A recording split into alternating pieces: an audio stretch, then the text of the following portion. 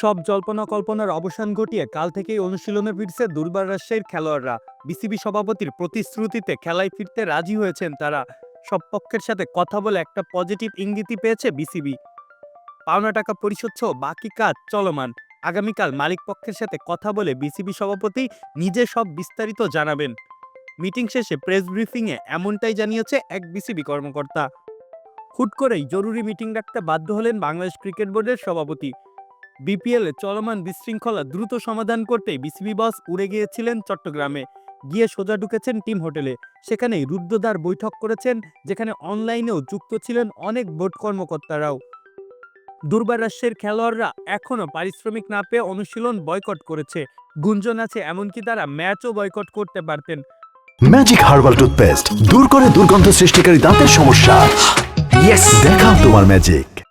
যদিও বিপিএল আসরে এগুলো নিত্যদিনের ঘটনা, কেননা রাজশাহী দলের এই দুরবস্থার কথা গত ৮ জানুয়ারি থেকে জানলেও কোনো পদক্ষেপ নেয়নি গভর্নিং কাউন্সিল।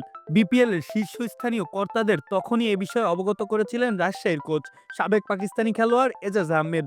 যদিও তা আমলে নেয়নি তারা। পরবর্তীতে প্রেস কনফারেন্স ডাকার ও বয়কট করার হুমকি দেয় রাজশাহীর বিদেশি কোচরা।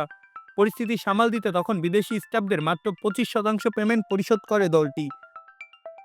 তবে এখনো বেতন না পাওয়ায় খেলোয়াড়রা আর অপেক্ষা করেননি। ফলাফল এমন বেহাল দশায় নড়ে চড়ে বসেছেন ফারুক আহমেদ। এবারের বিপিএলে আসার কথা ছিল অনেক পরিবর্তন। নতুন দায়িত্ব পেয়ে প্রতিশ্রুতির কমতি রাখেননি ফারুক সাহেব। তবে কথায় আর কাজে যে বড্ড গরমিল। চলতি বিপিএলেও সমস্যার অন্ত নেই। এমন ঘটনার পর বিপিএল গভর্নিং কাউন্সিলের উপরেও আস্থা রাখতে পারছে না অনেক খেলোয়াড় ও কোচ। রাজশাহীর এই অর্থনৈতিক সংকট যেন পুরো টুর্নামেন্টের ব্যবস্থাপনার ব্যর্থতার একটি উদাহরণ মাত্র। অনেকেই মনে করছেন সমস্যা শুধু রাজশাহীর নয়, বরং গভর্নিং কাউন্সিলের অদক্ষতা এবং বিসিবির পর্যাপ্ত নজরদারির অভাবের ফল।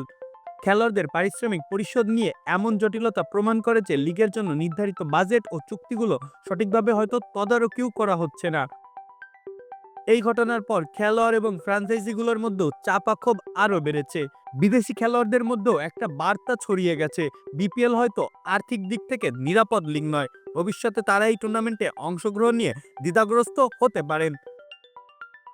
মাহফুজ আহমেদ, খেলা ৭১।